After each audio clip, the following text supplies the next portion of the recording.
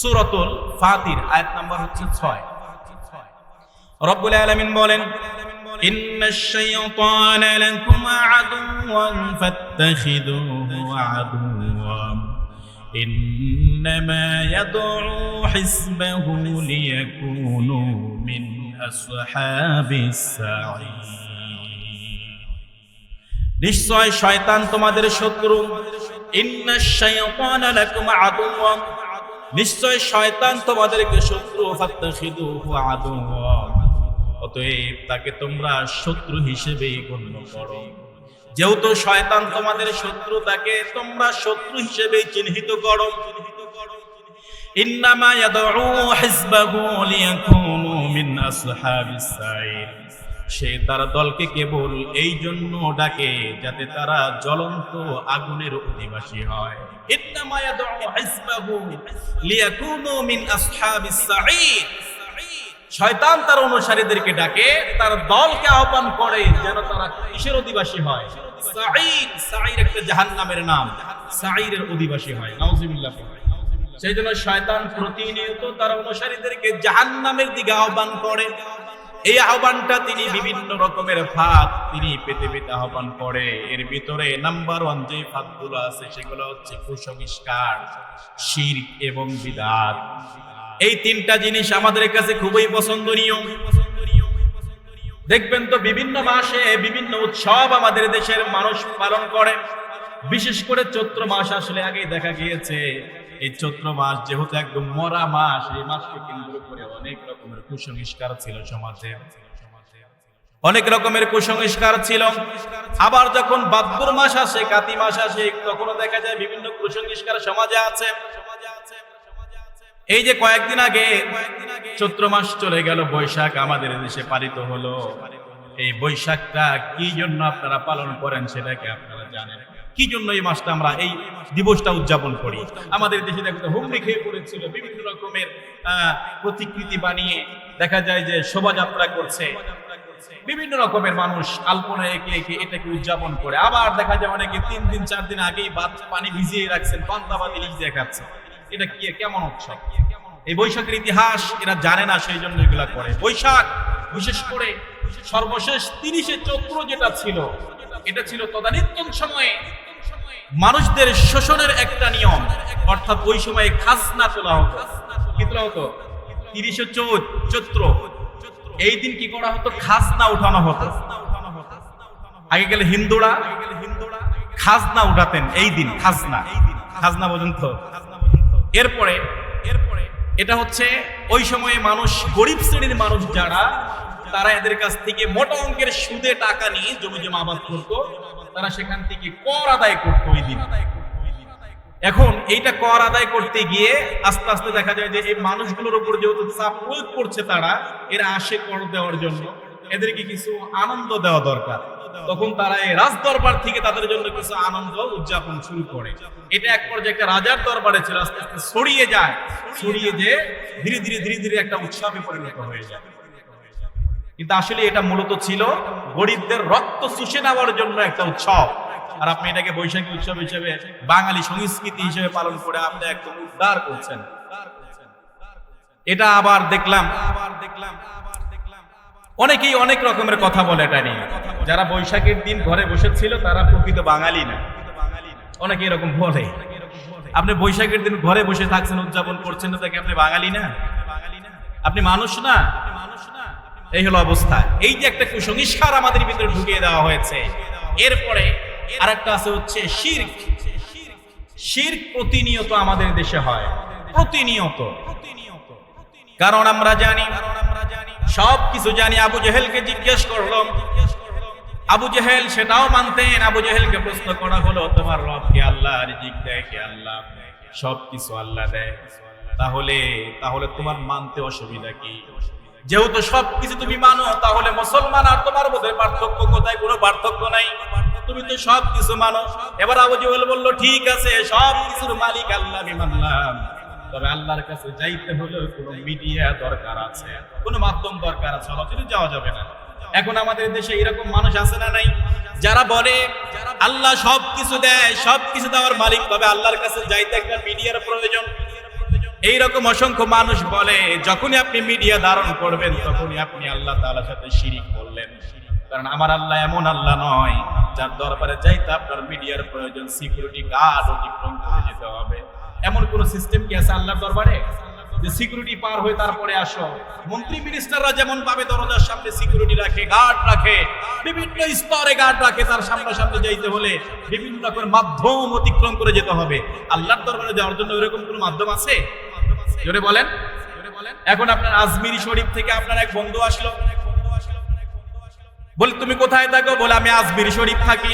সেখানে কি হয়? বলে সেখানে আল্লাহর মস্ত বড় একজন ওলি আছে, মস্ত বড় একজন ওলি। তখন আপনার বন্ধু আপনাকে বলল আমি তো ভাই দীর্ঘদিন হলো বিয়ে শাদী করেছি, আমার কোনো সন্তান হয় না, আমার কোনো সন্তান হয় না। তখন আপনার সেই বন্ধু আপনাকে প্রস্তাব দিল, আমি একজন এমন আল্লাহর ওলির কাছে থাকি যে এই জায়গায় গিয়ে ওলির কাছে চাইলে হয়তো সেই ওলি আল্লাহর কাছে রিকোয়েস্ট করলে, সুপারিশ করলে তোমার সন্তান হয়ে যাবে। হাজার হাজার মানুষ সেখানে গিয়ে তার কাছে আর্তনাদ করেছে। আপনি যখনই সেই ওলির কাছে চলে যাবেন, চলে যাওয়ার পরে যখন মিডিয়া করবেন, সেই সিস্টেমটা, সেই পদ্ধতিটাই হচ্ছে শিরিক। অথচ আপনি ভালো মনে করে গিয়েছেন সেই পদ্ধতিটাই হচ্ছে শিরিক। অথচ আল্লাহ তাআলা তার কাছে যাওয়ার জন্য স্পষ্টভাবে বলে দিয়েছে কোরআনের বিভিন্ন জায়গায়, আমার কাছে যাওয়ার মাধ্যম হলো রাতের আধারে তুমি উঠে উঠে তাহাজ্জুদে দাঁড়িয়ে যাও, চোখের পানি ফেলে কি তোমার প্রয়োজন আমার কাছে চাও, কোনো মিডিয়া লাগবে না। যখনই চাইবা তোমার ডাক দেওয়ার সঙ্গে সঙ্গে আমি আল্লাহ তোমার সামনে হাজির হয়ে যাব, সঙ্গে সঙ্গে হাজির হয়ে যাব। মিডিয়া লাগবে কেন? কোনো মিডিয়ার প্রয়োজন নাই। সেই জন্য শয়তান এক নাম্বার ফাঁদ যেটা দিয়ে মানুষদেরকে জাহান্নামে যাওয়ার জন্য যে ফাঁদটা তিনি পেতে রেখেছেন সেটা হচ্ছে কুসংস্কার এবং বিভিন্ন রকমের শিরিক এবং বিদআত আপনার ভিতরে ঢুকিয়ে দেওয়া। এইটা ঢুকিয়ে দিতে পারলে তিনি সফল। এরপরে শয়তানের 2 নাম্বার ফাঁদ, যেই ফাঁদ দিয়ে মানুষদেরকে জাহান্নামের দিকে নিয়ে যায়, 2 নাম্বার ফাঁদ হলো অতিরিক্ত রাগ এবং ক্রোধ। অতিরিক্ত রাগ এবং ক্রোধ। আর এই রাগ ক্রোধ এটা শয়তানের পক্ষ থেকে আসে। কার পক্ষ থেকে বলেন তো দেখি? কার পক্ষ থেকে? শয়তানের পক্ষ থেকে আসে। রাগের মাথায় মানুষ হিতাহিত জ্ঞান হারিয়ে ফেলে। যখন রাগ ওঠে তখন কিন্তু দেখবেন তো আর কমন সেন্স ঠিক থাকে না, কি না কি করে ফেলবে, কি বলে ফেলবে। ক্রোধকে শয়তানের আগুনের সাথে তুলনা করা হয়েছে। ক্রোধ কিসের আগুন? শয়তানের আগুন। মানুষ প্রচন্ড রাগান্বিত হয় তখন সে এমন সব কথা বা কাজ করে তার জীবনটা একদম ধ্বংস করে দেয়। অনেক সময় এই রাগের মাথায় সম্পর্ক ছিন্ন করে দেয়। এরকম হয় কি হয় না? অনেকেই প্রশ্ন করে, হুজুর রাগের মাথায় তালাক দিয়ে ফেলছে। কি করছে?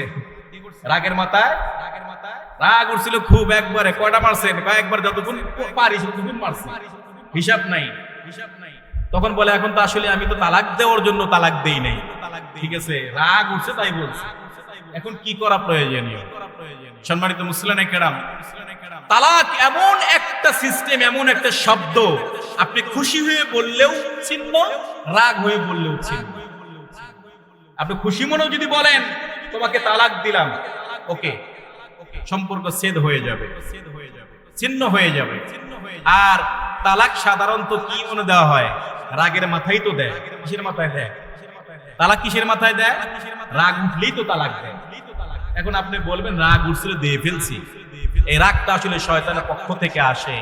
এই শয়তান আপনাকে বিভিন্ন ভাবে আপনাকে জাহান্নামের দিকে নিয়ে যাবে। এর ভিতরে একটা হচ্ছে রাগ আর ক্রোধ।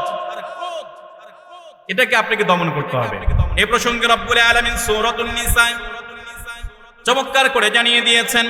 আল্লাহ তাআলা বলেন, ওয়াসারিউ ইলা মাগফিরাতিন মির রাব্বিকুম ওয়া জান্নাতিন আরদুহাস সামাওয়াতু ওয়াল আরদু ওয়া'ইদ্দাত লিল মুত্তাকিন الذين ينفقون في السراء والضراء والكاظمين الغيظ والعافين عن الناس والله يحب المحسنين। আল্লাহ তাআলা জানিয়ে দেন, আর তোমরা দ্রুত অগ্রসর হও তোমার রবের পক্ষ থেকে ক্ষমা এবং জান্নাতের দিকে। আল্লাহ তাআলা বলছেন তোমার রব এবং ক্ষমার পথে যে আল্লাহ তাআলা তোমাদের জন্য ক্ষমা ঘোষণা করেছেন, দ্রুত তোমরা অগ্রসর হও সেই ক্ষমার দিকে আর জান্নাতের দিকে দ্রুত অগ্রসর হও। যার পরিধি আসমান সমূহ জমিনের সমান, যা মুত্তাকিদের জন্য আল্লাহ তাআলা প্রশস্ত করে দিয়েছেন, যেই জান্নাতের দিকে তুমি অগ্রসর হইবা সেই জান্নাতের পরিধি আসমান এবং জমিনের সমান, যেটা কি কেবলমাত্র আল্লাহ তাআলা তোমার জন্য প্রস্তুত করে রেখে দিয়েছে। এরপর আল্লাহ তাআলা বলেন, যারা সুসময়ে দুঃসময়ে ব্যয় করে এবং ক্রোধকে রাগকে সম্বরণ করে, মানুষকে ক্ষমা করে, আল্লাহ তাআলা সৎকর্মশীলদেরকেই ভালোবাসেন। সুবহানাল্লাহ।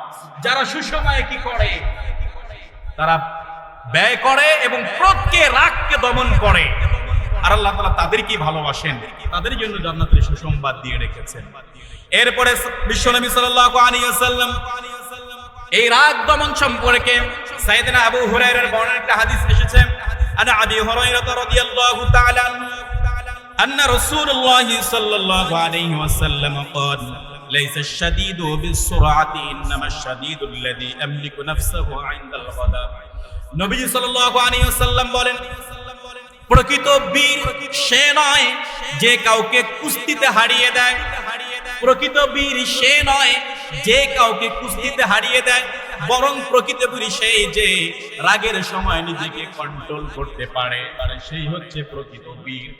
নবীজি বলেছেন, দেখেন কি, প্রকৃত বীর সেই নয় যে কুস্তিগিরি করে একজনকে হারিয়ে দিল, বরং প্রকৃত বীর হচ্ছে সেই যে রাগের সময় নিজের রাগটাকে দমন করতে পারে। রাগ উঠেছে প্রচুর, কিন্তু কি করেছে? দমন করেছে।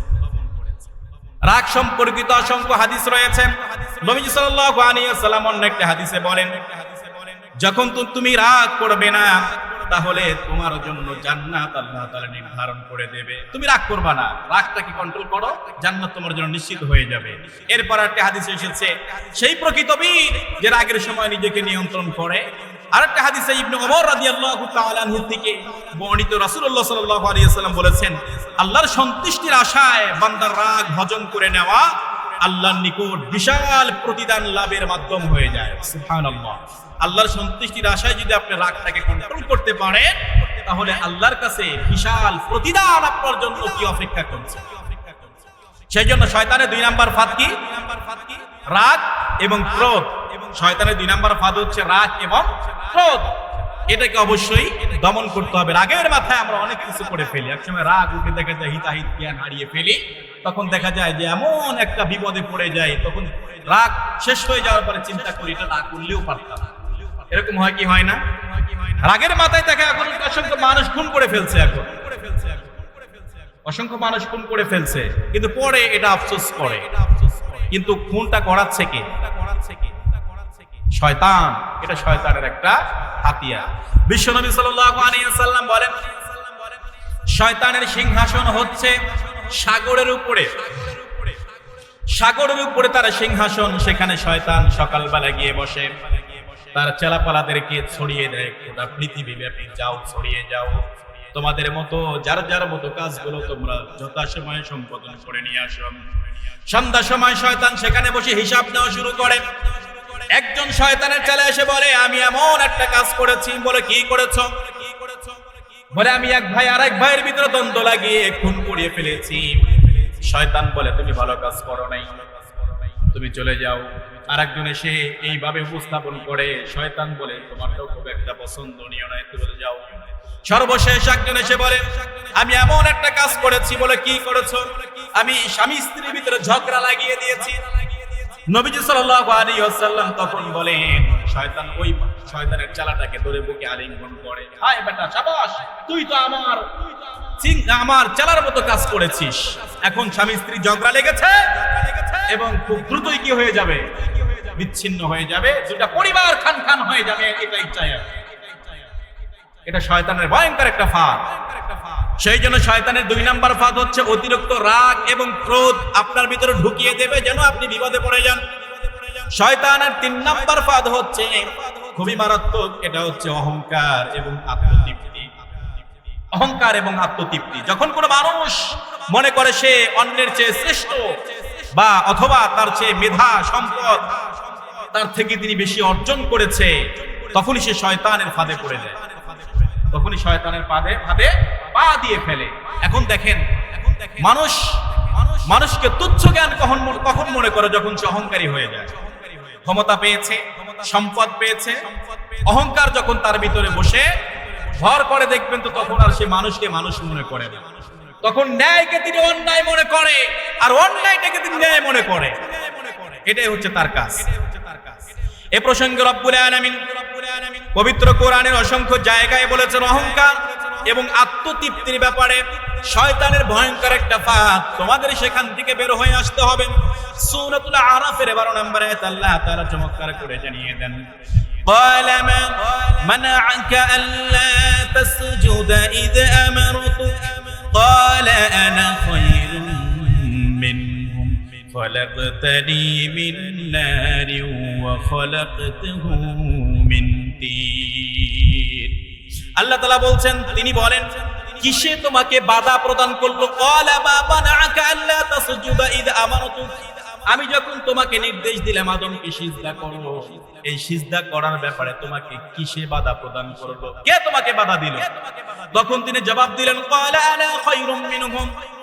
এবার শয়তান জবাব দিলেন, আমি তার চাইতে উত্তম। খলাকতানি মিন নার, আপনি আমাকে আগুন দ্বারা সৃষ্টি করেছেন, ওয়া খলাকতাহু মিন তিন, আর তাকে তিনি মাটি দ্বারা সৃষ্টি করেছেন, অতএব তার চাইতে আমি উত্তম, আমি তাকে কখনো সিজদা করতে পারবো না। এই অহংকারটা কার? জোরে বলেন, কার অহংকার? শয়তানের। কার? শয়তানের। পরে আল্লাহ তাআলা চমৎকার করে পরের আয়াতে জানিয়ে দিয়েছেন, قال فاهبط منها فما يكون لك أن تتكبر فيها فاخرج إنك من الصاغرين। আল্লাহ তাআলা জানিয়ে দিয়েছেন, তিনি বলেন সুতরাং তুমি এখান থেকে কি করো? নেমে যাও। তুমি অহংকার করেছো, এখানে থাকার তোমার আর অধিকার নাই, তোমার অধিকার এখানে থাকার নাই, তুমি এখান থেকে বহিষ্কার, তোমাকে বহিষ্কার করে দেওয়া হলো, সুতরাং বের হয়ে যাও। নিশ্চয়ই তুমি লাঞ্ছিতদের অন্তর্ভুক্ত, যারা অপমানিত লাঞ্ছিত তাদের অন্তর্ভুক্ত। তুমি আমার উপর তাকাব্বুরি করছো, আমি তোমাকে সিজদা করতে বলছি, তুমি আমার কাছে তুমি যুক্তি দাঁড় করিয়ে দিচ্ছ যে তার চাইতে আমি উত্তম, অতএব তোমাকে এখানে থাকার কোনো অধিকার নেই। এরপরে অন্য আয়াতে আল্লাহ তাআলা চমৎকার করে জানিয়ে দিয়েছেন, ওয়া ইযা ক্বিলা লাহুম তাআলাউ ইস্তাগফির লাকুম রাসূলুল্লাহি লাওয়াউ রুউসাহুম ওয়া রাআইতাহুম ইয়াসুদ্দুনা ওয়া হুম মুস্তাকবিরুন। অহংকার এমন একটা জিনিস যেটা আপনাকে সত্য গ্রহণে বাধা সৃষ্টি করে। কি করে? অহংকার সত্য গ্রহণে বাধা সৃষ্টি করে। আপনি সত্য জানছেন কিন্তু আপনার ভিতরে অহংকার ভরে গিয়েছে, আপনি সেটাকে আর গ্রহণ করতে পারবেন না। এটা সত্য, আমি মানি না, হাজার সত্য হলেও মানি না। আল্লাহ তাআলা সে কথাই বলছেন। আর তাদের যখন বলা হয় এসো আল্লাহ রাসূল তোমাদের জন্য ক্ষমা প্রার্থনা করবেন, তখন তারা তাদের মাথা নাড়ে। তখন তাদের সামনে বলা হয় আল্লাহ এবং আল্লাহ রাসূল তোমাদের জন্য ক্ষমা প্রার্থনা করবেন, তখন তারা মাথা নাড়ে। আর তুমি তাদেরকে দেখতে পাবে অহংকার বশত বিমুখ হয়ে চলতে থাকে। অহংকার বশত কি হয়ে চলতে থাকে? বিমুখ হয়ে তারা চলতে থাকে। তারা মাথা নাড়ে, ঠিক আছে, কিন্তু অহংকার আমার আছে, সেজন্য এটা আমি মানব না, এটা মানা আমার পক্ষে সম্ভব না। তারা এই কথা বলে। এই কথা বলার কারণে তারা কি হয়ে যায়? একটা সময় ধ্বংসের দ্বার প্রান্তে চলে যায়। সেজন্য অহংকারের 3 নম্বর শয়তানের ফাঁদ যেটা হচ্ছে অহংকার, আর হচ্ছে আত্মতৃপ্তি। আর একটা আত্মতৃপ্তি কি? এই আত্মতৃপ্তিটা হলো এমন, আপনি যখন কোনো কিছু অর্জন করে ফেলবেন, সারা জীবন কষ্ট করেছি, কষ্ট করার পরে এখন এসে সফল হলাম, সফলতার মুখ দেখলাম, কিন্তু সফলতা দিয়েছে কে? আরো জোরে বলেন। সফলতা বিফলতা এটা কার পক্ষ থেকে আসে? আপনি হাজার পরিশ্রম করছেন, হাজার পরিশ্রম করছেন, আপনি আল্লাহ পাক আপনাকে মেধা দিয়েছে, সামান্য পরিশ্রমেই আপনি দেখা যায় কোটি কোটি টাকা কামাই করছেন। আরেকজন ব্যক্তি দেখা যায় যে সারাদিন গাধার মতো পরিশ্রম করতেছে, তার তো দেখা যায় যে কামাই নাই, রোজগার নাই, মাত্র কয়েকটা টাকা পান। কারণ আল্লাহ পাক আপনাকে বিশেষ অনুগ্রহ দিয়েছে, মেধা দিয়েছে, তাকে সেটা দেয় নাই। সেই জন্য এই যে আত্মতৃপ্তি ভরে যখন আপনি ঢেকুর তোলেন, এই ঢেকুরটা তুলতে হবে এভাবে, আলহামদুলিল্লাহ। যদি এটা বলেন তাহলে ঠিক আছে, আর যদি বলেন যে না সারা জীবন কষ্ট করেছি, এখন এসে একটু সুখের মুখ দেখলাম। এই অহংকার আর আত্মতৃপ্তি, এটা হচ্ছে শয়তানের ভয়ঙ্কর ফাঁদ, আপনাকে শুকরিয়া আদায় থেকে ফিরিয়ে রাখে। সেজন্য শয়তানের 3 নাম্বার ফাঁদ হচ্ছে অহংকার এবং আত্মতৃপ্তি।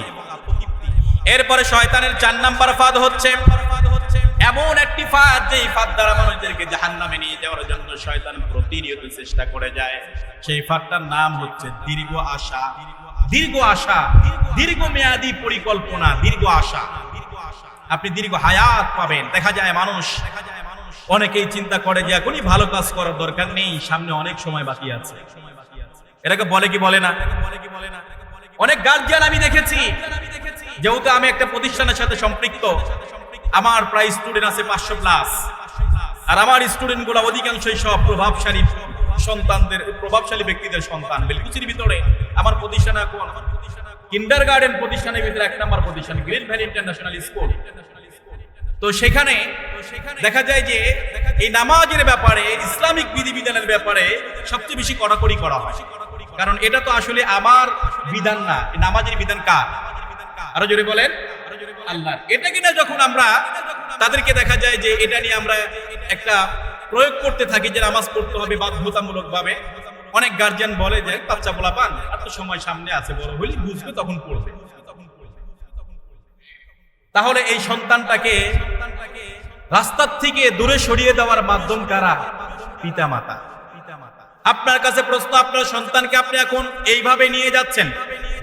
আমি মাঝে মাঝে বলি, আপনার সন্তান, আপনি বলছেন বড় হলে নামাজ পড়বে, এখন দরকার নাই। আপনি তো সরাসরি সন্তানকে জাহান্নামে নিক্ষেপ করে দিচ্ছেন, সরাসরি সন্তানকে জাহান্নামে নিক্ষেপ করে দিচ্ছেন। প্রশ্ন আপনার কাছে এটা, আপনার বাড়িতে আগুন লেগেছে, সন্তান আরামের ঘুম ঘুমাচ্ছে, আপনি তাকে ডাকলেন না, আর চিন্তা করলেন আগুন লেগেছে, লাগুক, সন্তানটার ঘুম নষ্ট হবে, ডাকা যাবে না। আপনি কি এটা করবেন? কি করবেন? জীবন বাজি রেখে হলেও সন্তানকে বের করার চেষ্টা করবেন। তাহলে আপনি দেখছেন সরাসরি জাহান্নামে যাচ্ছে সন্তানটা, তাহলে আপনি কেন তাকে বলছেন ঘুমাক, দরকার নেই, পরে নামাজ পড়বে? সেই জন্য এই দীর্ঘ সময়, এখন সময় তো আছেই, সামনে পড়া যাবে, আপনি কয়দিন বাঁচবেন কোনো গ্যারান্টি আছে? নাই। সেই জন্য এই প্রসঙ্গে রব্বুল আলামিন চমৎকার করে সূরাতুন নিসার 119 এবং 20 নম্বর আয়াতে চমৎকার করে এই কথাগুলোই বলেছেন, ওয়ালা উসাল্লিয়ান্নাকুম ওয়ালা উমান্নিয়ান্নাকুম ওয়ালা আমুরান্নাকুম ফালাইবাত্তিকুন্না আযানাল আনআম ওয়ালা আমুরান্নাকুম ফালাইগাইয়িরুন্না খালকাল্লাহ ওয়া মান ইয়াত্তাখিযিশ শাইতানা ওয়ালিয়্যান মিন দুনিল্লাহি ফাকাদ খাসিরা খুসরানাম মুবিনা।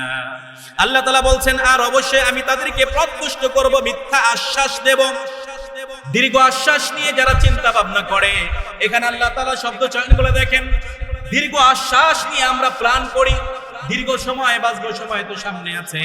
আল্লাহ তাআলা এখানে বলছেন, ওয়ালা উসাল্লিয়ান্নাহুম ওয়ালা উমান্নিয়ান্নাহুম ওয়ালা আমুরান্নাহুম ফালাইবাত্তিকুন্না আযানাল আনআম। অবশ্যই আমি তাদেরকে পথভ্রষ্ট করব, মিথ্যা আশ্বাস দেব, অবশ্যই তাদেরকে আদেশ দেব, ফলে তারা পশুর কান ছিদ্র করবে। ফলে তারা কি করবে?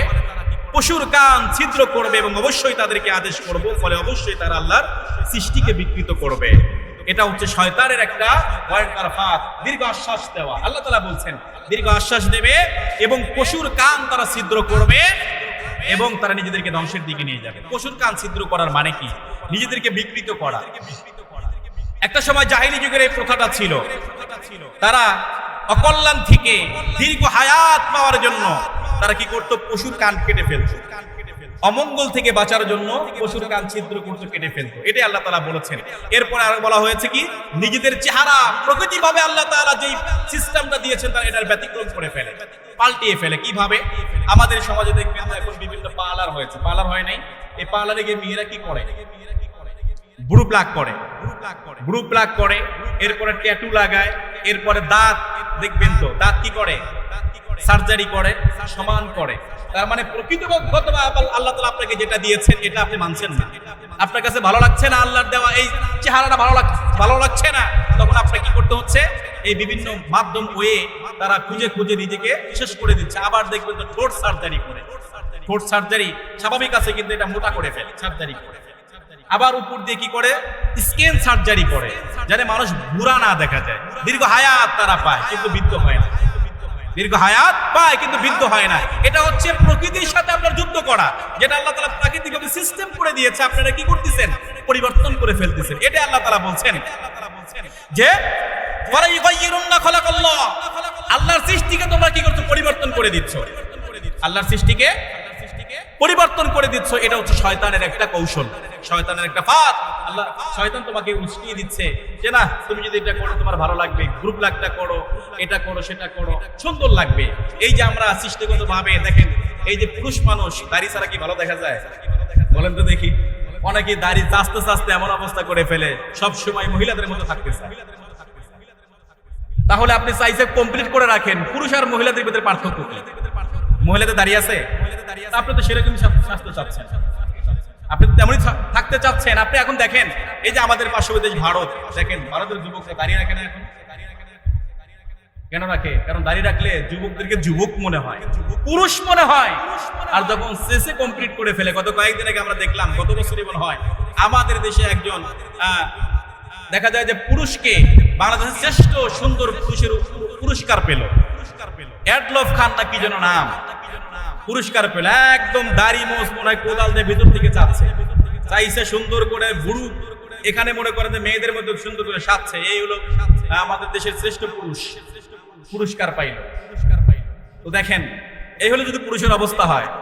আবার দেখবেন তো এক শ্রেণীর মানুষ তারা নিজেদেরকে কি করছে, তারা সার্জারি করে করে পুরুষ ছিল কিন্তু মেয়ে হয়ে যাচ্ছে,